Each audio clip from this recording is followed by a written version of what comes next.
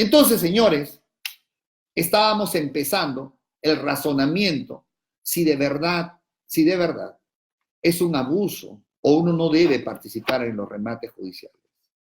Yo te digo las cosas como son.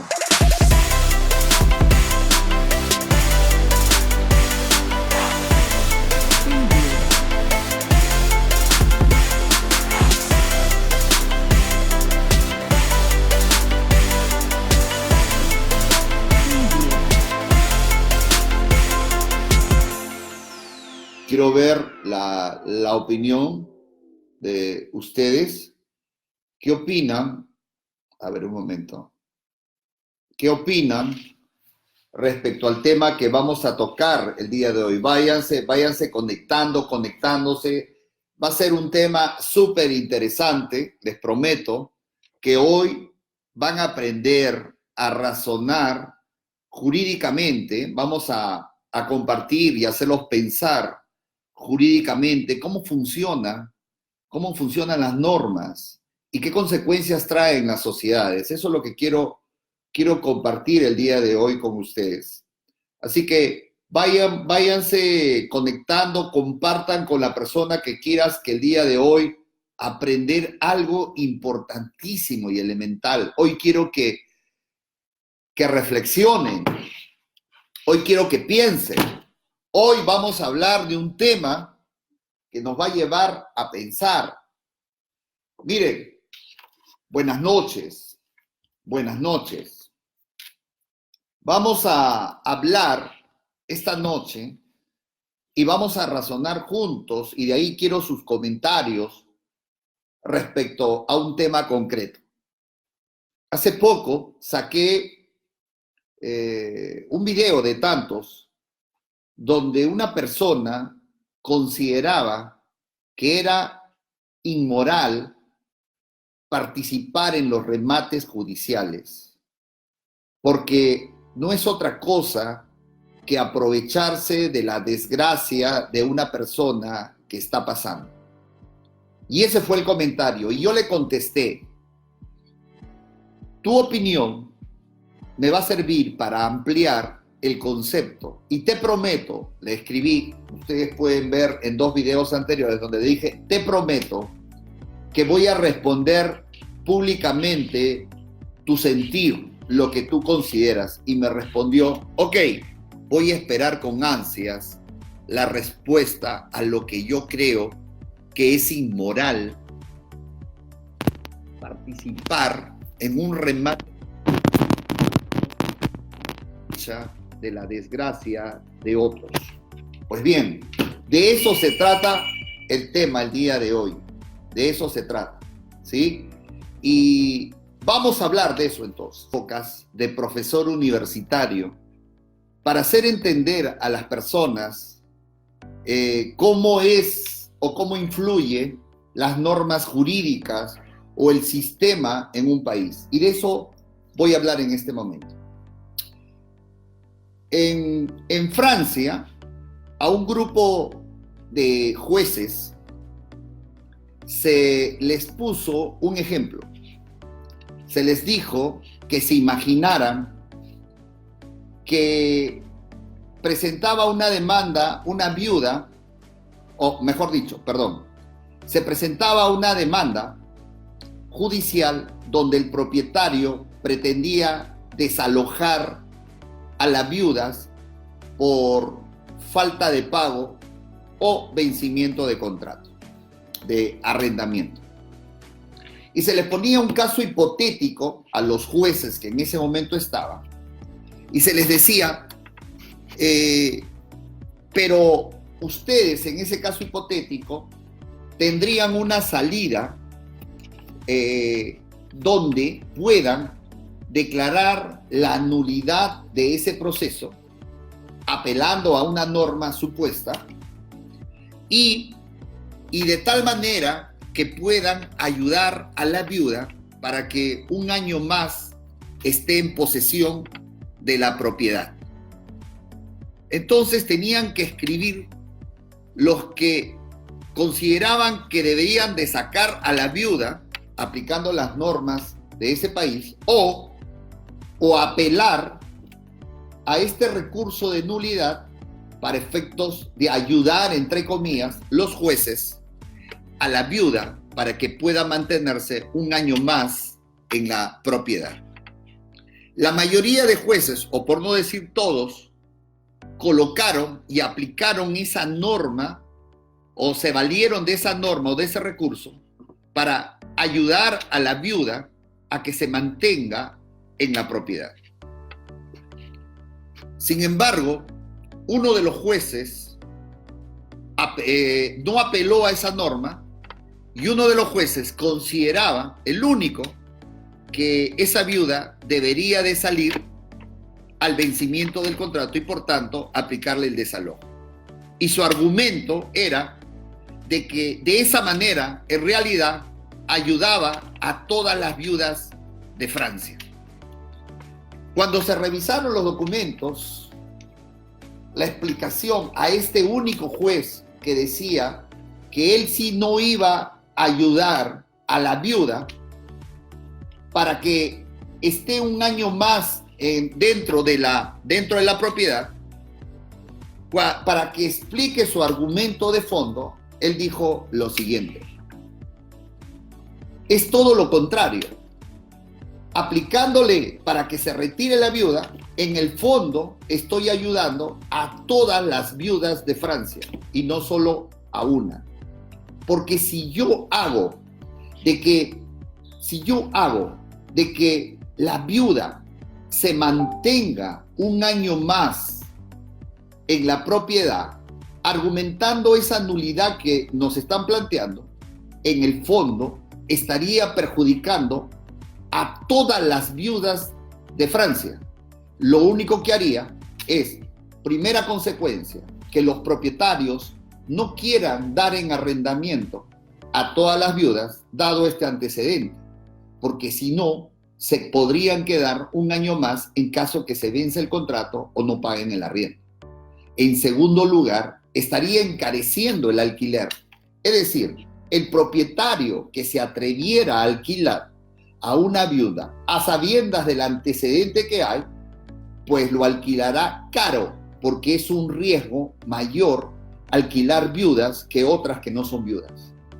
Por tanto, en el fondo, con esta sentencia, yo sí estoy ayudando a las viudas. Lo que aparentemente uno ayuda a una persona, perjudica a todos los demás. Quiero que vayan razonando de lo que estoy pensando o de lo que estoy hablando. Bajo esa premisa, ahora sí quiero entrar a hablar de los remates judiciales. ¿Qué cosas son los remates judiciales? No la parte comercial, no la parte de la venta de la propiedad. No quiero hablar de esa parte. Quiero hablar qué hay detrás de los remates judiciales. Como consecuencia de qué se dan los remates judiciales. Los remates judiciales se dan producto de que los bancos, estoy hablando de las grandes mayorías, producto de que los bancos dan crédito. Los bancos dan crédito y como consecuencia del crédito, los bancos reciben en hipoteca, o sea, en garantía, el departamento, el local comercial, la oficina que uno da y que en caso de incumplimiento, los bancos ejecutan o los bancos se trata de cobrar la deuda en caso de incumplimiento. La pregunta es, el incumplimiento por el cual tú no puedes ya seguir pagando la cuota, ¿de quién es responsabilidad? ¿De quién es responsabilidad de que las parejas se separen y que por esa separación ya no puedan tener la capacidad económica de lo cual ellos firmaron para poder cumplir el pago? ¿De quién es responsabilidad si es que pasa un caso fortuito, uno de ellos fallece y entonces enviuda? ¿De quién es esa responsabilidad si enviuda y después no tiene capacidad de pago? Quiero que razonen, por favor. Acá se trata de razonar, ¿sí? ¿De quién es la responsabilidad si el negocio se va a quiebra y por tanto aquel negocio que te servía para poder pagar las cuotas, hoy ese negocio ya no te sirve porque quebraste. Las razones que eras un gastador, las razones que reinvertiste, no quiero entrar al detalle, simplemente quebraste. ¿De quién es esa responsabilidad? ¿De quién es la responsabilidad si es que te sacaron del trabajo, el trabajo quebró y hoy estás taxiando porque ya no tienes los ingresos que tenías antes? Y en fin, podríamos poner varias razones donde hay más culpa o menos culpa, o casos fortuitos. Pero donde quiero llegar, ¿de quién es esa responsabilidad de no poder pagarle al banco las cuotas que tú te obligaste? Es más, me voy a casos extremos, que te roban en tu negocio todo, ¿correcto? Te robaron todo y entonces ya no puedes cumplir con esa obligación. ¿Quién tiene que asumir esa responsabilidad? Yo poco a poco los voy a llevar a que razonen sobre el tema. Entonces, frente a esta situación, hay una situación prevista, previsible por parte de los bancos, que en caso no cumplas, pues lo llevará a un proceso judicial para poder cubrir parte de la deuda o toda la deuda con la garantía que tú diste. Y como consecuencia de ello, vienen ¿qué? Los remates judiciales. Entonces, alguien tiene que cubrir esos costos, esas pérdidas. Si el banco te dio la plata, alguien tiene que cubrir esa deuda. ¿Quién es? El mismo deudor. El mismo deudor tiene que cubrir esas deudas para honrar al acreedor, que en este caso son los bancos. Vamos a imaginarnos en un mundo imaginario. Vamos a poner un ejemplo que yo lo que quiero es que piensen. Vamos a ponernos en un mundo imaginario donde un país llamado Perú se ponen de acuerdo todos y dicen, ¿sabes qué? A partir de hoy no vamos a participar en los remates judiciales. A partir de hoy nos parece que participar en los remates judiciales resulta siendo algo, aprovecharse de las personas que están pasando desgracias. Y entonces, todas las convocatorias a remates judiciales, ninguno en el Perú participa. Y entonces, cada vez que hay convocatoria, comienza a haber deserción y comienza a bajarse más el precio de la propiedad y comienza a bajarse primera convocatoria en el Perú, y ustedes comparen en su país que están, es monto de la tasación, por ejemplo, $100,000. Para que haya un incentivo y la gente participe y no compre propiedades normales y no participe en los remates, pues se baja 2/3 partes. Es decir, el precio base sería 66,666. Y si no se va a la primera convocatoria, entonces se va a la segunda convocatoria. Y para que haya mayor incentivo, se deduce el precio del precio base 15% menos. Es decir, 50 y tantos $1,000. Y si no van a la segunda convocatoria, hay una tercera convocatoria y se deduce 15% menos. En otros países es 10%, 20%, pero va deduciéndose. Imaginemos en un país donde todos consideramos que es inmoral participar en los remates judiciales. La pregunta es, ¿de esa manera ayudaríamos a la sociedad entera? ¿De esa manera ayudaríamos realmente al deudor obligado? Si que no participamos, ¿de realmente le estamos ayudando? Ahí es donde quiero entrar al análisis. Si yo banco de crédito, BBU Continental, miren las consecuencias. Me doy cuenta de que todos los que incumplieron y en todo el país, Perú, nadie participa en los remates en los últimos 6 meses. Pues ¿quién está asumiendo los costos de pérdida de todo eso? Es el banco. Y si el banco está asumiendo los costos de pérdida, se va a dar cuenta qué cosa en el sistema financiero, que resulta un riesgo altísimo dar crédito en el país, aún con la garantía hipotecaria, que la garantía hipotecaria no está cumpliendo su función o su naturaleza, porque resulta que según lo previsto de que en los remates judiciales pueda el banco recuperar el total o parte de esa deuda, pues eso no está sucediendo. Y por tanto, escuchen esta parte, alguien tiene que pagar esos costos. ¿Y saben quiénes van a ser? Los cumplidores, los nuevos que van a pedir crédito en el banco. Las familias y todas las familias y todo, el crédito se va a encarecer. Si la tasa del préstamo hipotecario estaba en 11, 10% anual en nuestros países hispanos, pues te aseguro y te garantizo que los próximos créditos, después de un acuerdo y dándose cuenta la gravedad de la naturaleza de lo que está pasando en ese país, te aseguro que pasará ese 11 o 12, pasará a 25% por lo menos el crédito hipotecario. ¿Por qué? Porque alguien tiene que pagar ese costo. Y por tanto, esa pérdida de dinero, llenándose de casas y de propiedades que no se convierten en dinero, pues alguien tiene que asumirlo. Se va a redistribuir ese costo altísimo entre todas las personas que realmente recurren al crédito y se va a encarecer el crédito de todas maneras. Pero esa no es la única consecuencia. No. Al que supuestamente le estamos ayudando, a la persona que tiene la deuda, escúchame bien, razonemos juntos. A la persona que tiene la deuda, el no participar o que ese inmueble no se remate o que comience a bajar 15%, en realidad lo estamos también perjudicando. ¿Sabes por qué?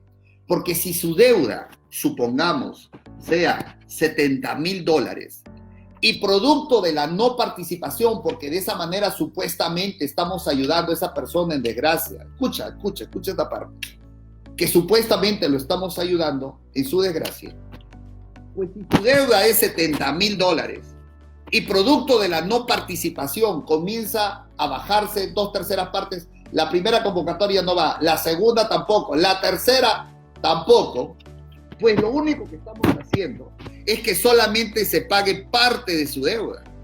Y por tanto, si es que esto comienza a bajarse y alguien se adjudica en $50,000, $45,000, pues el banco no va a exonerar la deuda que queda todavía porque debía $70,000.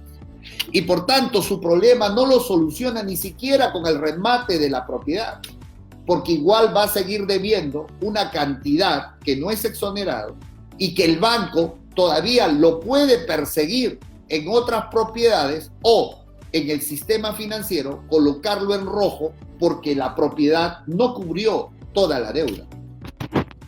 Cuando se piensa de una manera solamente creyendo lo que tú ves, en el fondo comienzas a afectar a los buenos pagadores y el sistema financiero pues colapsaría. ¿Se está entendiendo? ¿Están comprendiendo? Coloquen ahí si se está entendiendo lo que estoy hablando. ¿Sí? Entonces, ¿te parece a ti lo que te parece a ti de que uno es inmoral participar en un remate judicial porque te aprovechas de esa persona que está pasando esa desgracia? En el fondo, participar de un remate judicial y que esto se masifique, hacemos que los bancos se den cuenta que el sistema funciona y que las garantías sí funcionan y por tanto puede llegar un momento donde la tasa de interés baje, porque se dan cuenta que sus riesgos son minimizados porque hay cantidad de gente que participa en los remates y por tanto el riesgo baja. Además de eso, también se permite que el mismo deudor se vea beneficiado de dos maneras. Escúchame bien esta parte. La primera, que su propiedad en la primera convocatoria la gente participe y por tanto paguen un monto mayor y de esa manera cubras la deuda del propietario. Y en segundo lugar, una técnica, y esto es una pepita de oro, una pepota de oro para toda Latinoamérica y para todo hispano. Entiéndeme bien lo que voy a decir en este momento. Nunca lo he dicho por acá. Lo he dicho en clases, lo he dicho en entrenamientos, pero nunca recuerdo haberlo dicho en un video y ahora se lo doy gratis para todos ustedes. Escucha lo que te voy a decir. Muchos de los remates judiciales, al deudor, al que está en la casa, al que lo van a desalojar producto del remate judicial, le conviene llegar a un acuerdo antes del remate. Vuelvo a repetir. Muchas veces, según las circunstancias que hoy voy a explicar, al deudor, al que está ocupando la propiedad, le conviene llegar a un acuerdo contigo que te vas a participar en ese remate antes del remate. ¿Y en qué momento le conviene? Ahí viene el tema. Imagínate tú, mira este escenario, imagínate tú donde una propiedad va a ser rematada y el precio base es $70,000. Pero resulta que la deuda con intereses, con gastos, con todo de ese deudor es $90,000. Es decir, un monto mayor que el monto que va a salir a remate. ¿Se está entendiendo? Ok. ¿Qué pasaría? Escenario 1, que se lleva a cabo el remate y dan por la propiedad, por el departamento o la casa, dan $70,000, $73,000. Y la deuda, si es que vas al banco y hay una liquidación, resulta siendo $90,000. La pregunta es, el hecho que se remató la casa y la deuda era mayor, contablemente, ese propietario o expropietario realmente ha curado su deuda, ya no debe nada al banco, ya salió del sistema financiero y no está en rojo, ahora está en verde. No, señores. ¿Saben por qué? Porque todavía queda un monto. Si pagaron $70,000 o $72,000 y la deuda era 90, queda todavía un monto de $18,000 o $17,000.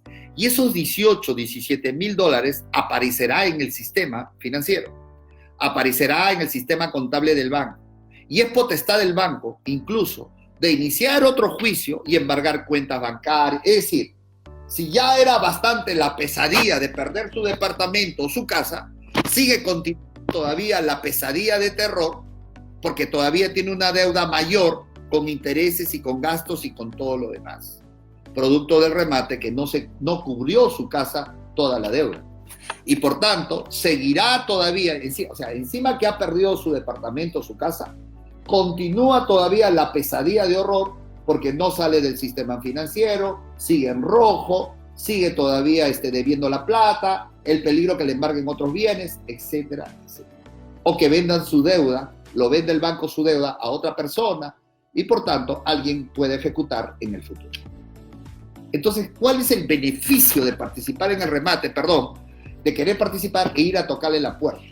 ¿Cuál es la ventaja de ir a tocarle la puerta? Escúchenme todos, todo el Perú y todo el mundo, escúchenme en el país que estás, Colombia, Ecuador, Panamá, Uruguay, Argentina, y donde estés, porque el sistema es el mismo en México, donde estés.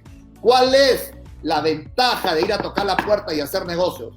Primero, para ti como inversionistas, te ahorras ese tiempo de 5 o 6 meses que puede durar el proceso judicial. Primera importancia. ¿Y sabes cuál es la importancia para el mismo deudor? Que tú le digas lo siguiente. Mira, le cuentes lo que yo te estoy contando y le digas, tu beneficio tuyo te conviene negociar conmigo porque vamos de la manito al banco, porque al banco le interesa la plata.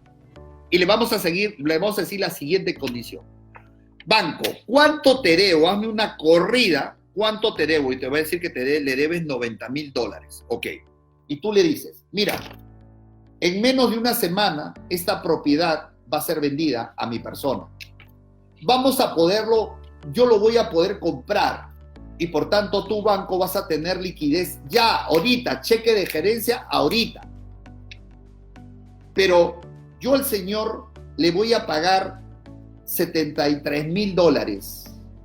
Oye banco, oye funcionario, apóyame, deduce los intereses contablemente, dedúceme los gastos. El banco lo que quiere es plata ahorita, no quiere esperar todavía 3 meses más, 2 meses más, mientras se haga el trámite a poder judicial.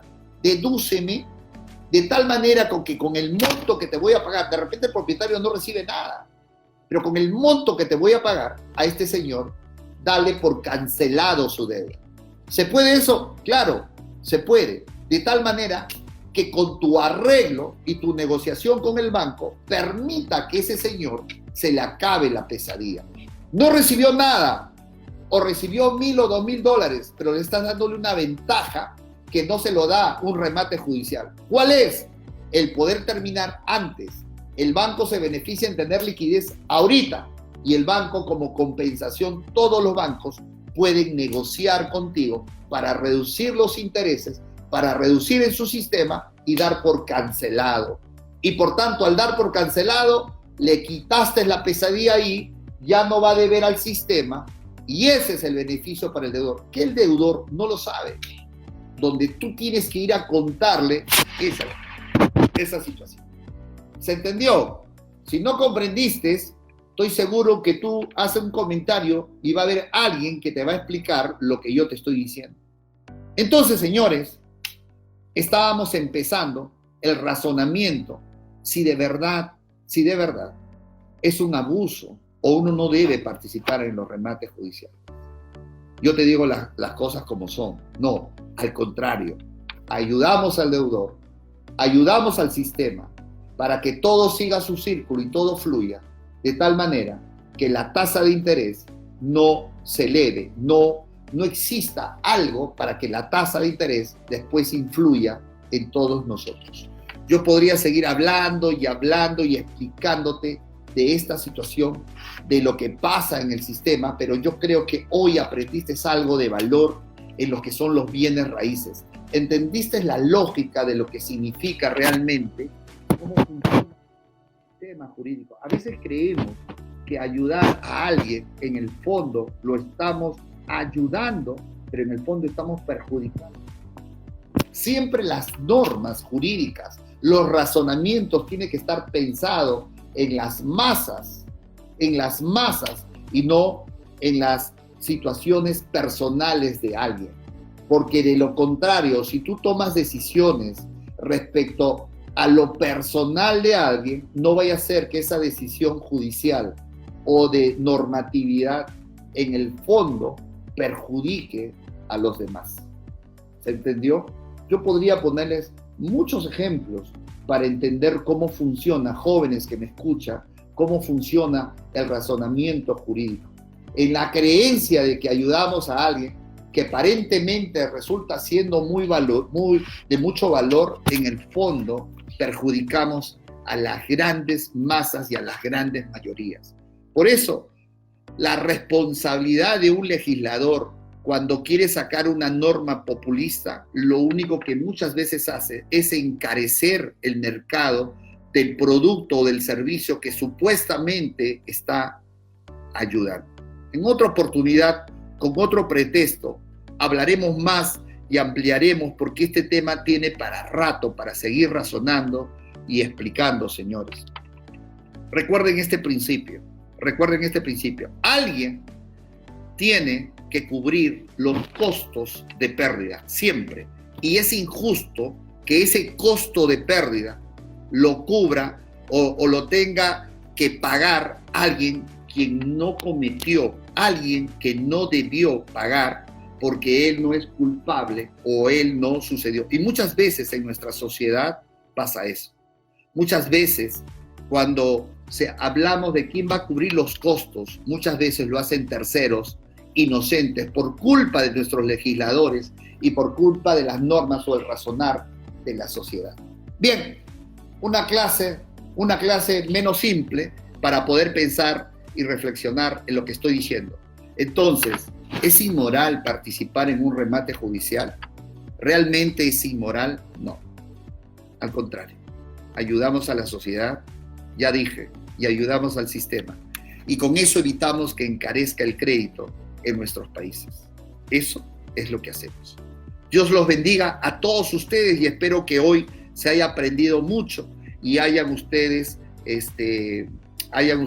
comentado sobre el tema. Sigan, señores, con esas ganas de querer invertir. A esos jóvenes que me escriben, que me dice, uno me dijo, oye, mi papá me ha dado esos consejos, te considero mi padre virtual. Me encantó ese concepto, me encantó un joven de 21 años. Sí, para aquellos que quieren que los adopte como su padre virtual, encantadísimo tener hijos e hijas jóvenes dispuestos de la mente y estoy seguro dispuestos de cambiar en el país que estás para que puedan invertir, señores. Eso es lo que me anima a seguir con estos videos de contenido y de valor. Dios me los bendiga a todos ustedes. Hasta otra oportunidad. Chao, chao. Nos vemos, chao.